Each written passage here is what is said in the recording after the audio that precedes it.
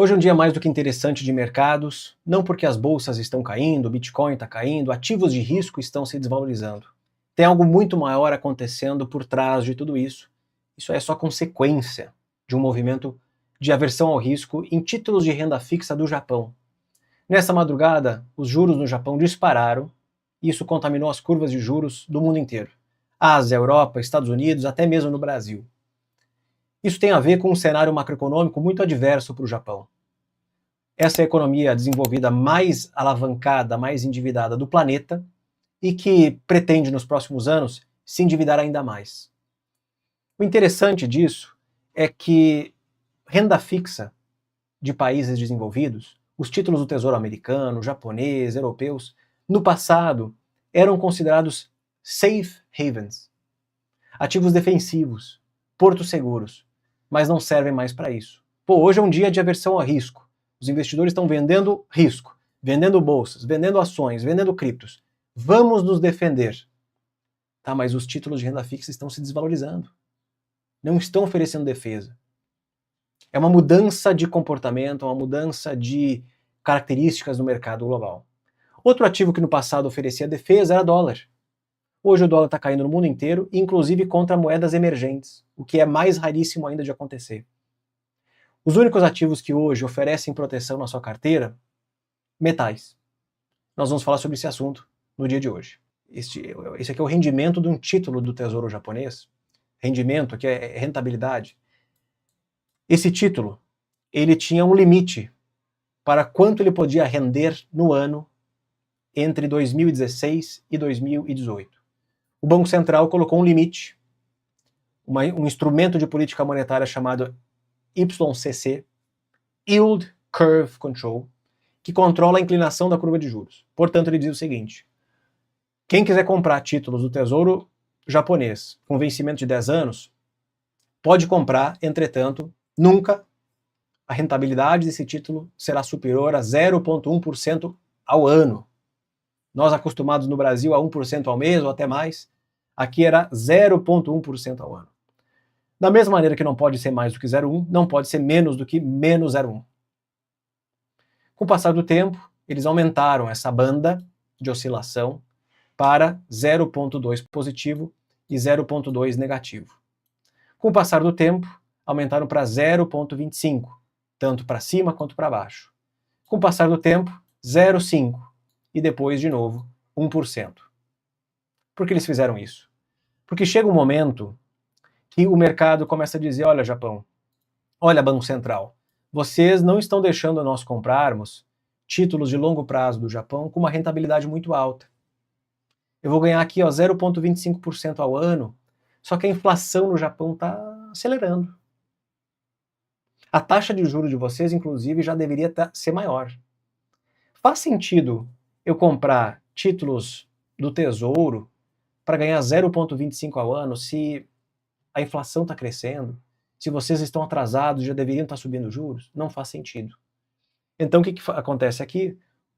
Esse movimento de alta dos juros acontece porque as pessoas estão vendendo os títulos. Estão literalmente vendendo, se desfazendo desses títulos. Porque não faz sentido, do ponto de vista financeiro, investir nisso. Se eles estavam vendendo, quem estava comprando? O Banco Central.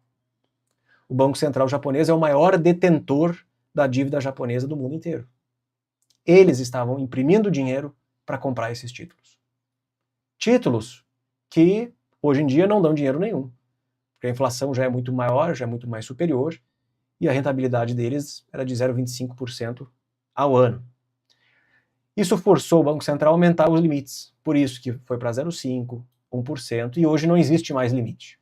A partir do momento que eles liberaram o juro de 10 anos para ele poder voar para onde o mercado quisesse, agora ele não é mais definido pela interação entre mercado e Banco Central, e sim só pelo mercado. A partir do momento que esse juros ele foi permitido oscilar para limites infinitos, o mercado que define, ele não para de renovar as máximas das últimas décadas. O rendimento do juro de 10 anos do Japão é o maior, olha esse gráfico, é o maior da história. Tá? É o maior da história. Eu achei que um tempo atrás era comparável com 2008, 2009, 2007, já é o maior da história.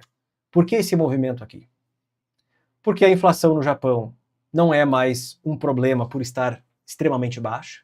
A inflação, ela vive no Japão. A nova primeira-ministra do Japão disse ano passado, quando foi eleita, que para resolver o problema do crescimento japonês, que é muito baixo, eles vão gerar estímulos monetários, estímulos fiscais. Eles vão usar a política fiscal para gerar crescimento. Numa forma muito parecida com a do Brasil, que é aumentar gastos. O aumento dos gastos para um Japão que já tem o governo mais endividado do planeta, relação dívida-PIB supera 250%, gastar mais significa emitir mais dívida. Mas eles não pararam por aí. Além de aumentar gastos, eles pretendem reduzir impostos. E aí você tem uma piora considerável do déficit fiscal e do perfil da dívida. Por que isso? Imagina que eu tenho um salário de 10 mil reais e eu gasto 5 mil por mês. Aumentar gastos vai diminuir o quanto sobra no fim do mês para eu pagar as minhas dívidas, digamos. Eu ganho 10, gastava 5, estou gastando 9. Pô, sobrou R$1.000 para eu pagar as dívidas que eu tenho no banco. Eu posso deixar de ser um bom pagador por causa disso. A questão do Japão é o seguinte, além de aumentar gastos, digamos que meus gastos vão sair de 5 mil para 10 mil por mês, eu vou reduzir receita, eu vou reduzir impostos. No meu caso, seria trabalhar menos e reduzir meu salário. O meu salário sai de 10 mil para 5 mil ao mês.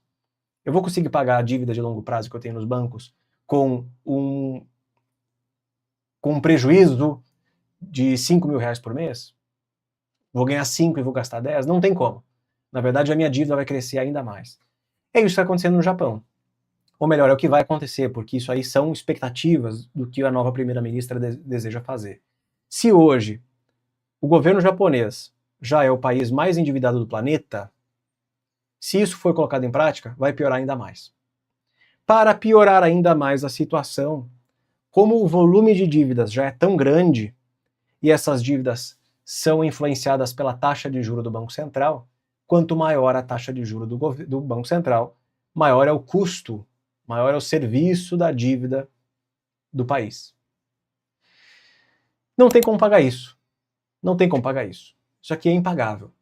Vale a pena investir num título de renda fixa para ganhar 2,36% ao ano?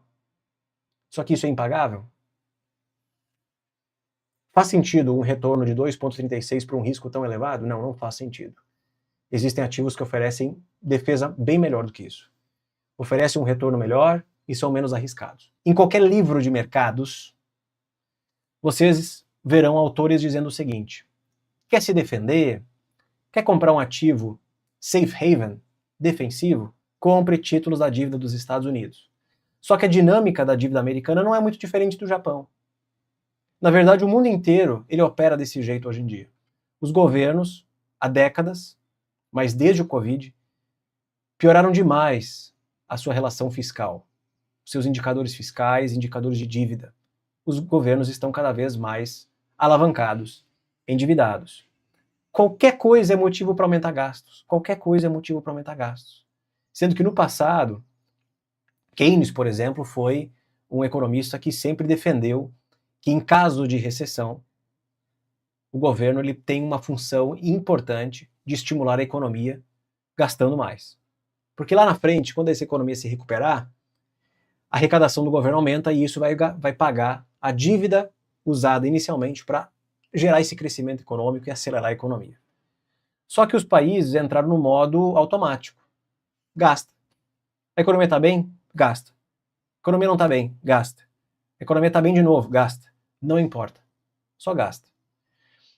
As economias estão muito dependentes dos ciclos políticos, porque os mandatos duram 4 anos. Eu quero, no final do meu último mandato, estar com a economia quente para eu ser reeleito. Com isso, eu vou usar política fiscal para gerar crescimento econômico, e se eu não for reeleito, o problema é do próximo. É isso que está acontecendo hoje no Brasil. Fala-se muito de uma crise fiscal em 2027, da maneira como está acontecendo no Japão, nos Estados Unidos, vai ser até antes disso. Os países estão cada vez mais endividados. Portanto, comprar títulos da dívida, meu amigo ou minha amiga, não defende o seu portfólio. Se títulos de renda fixa, até dos Estados Unidos, que nunca deu calote, sempre foi um bom pagador, não oferecem defesa, o que oferece? Me dá a solução. Olha aqui, olha os metais, olha os metais. Num dia de aversão ao risco, bolsas todas no negativo. O que está oferecendo proteção? Não são os títulos de renda fixa, porque quando o rendimento sobe, o preço caiu, portanto, está gerando marcação ao mercado negativa, está perdendo dinheiro aqui, está perdendo dinheiro aqui, está perdendo dinheiro aqui, e está perdendo dinheiro no dólar, que o dólar está caindo hoje. Já vamos entrar no mérito do dólar. Moedas. Desculpa, metais. Metais estão oferecendo defesa hoje. Ouro na máxima histórica, subindo quase 4%. Prata voltando ali para $95, subindo quase 7%. Não sou eu que estou dizendo, é só olhar para o mercado. Num dia que nem hoje, feio, a única coisa que está oferecendo proteção são metais. Vamos falar sobre o dólar.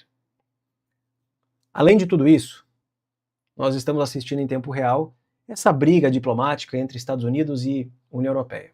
Eu não sei o quanto disso está fazendo preço nos ativos hoje, eu não sei.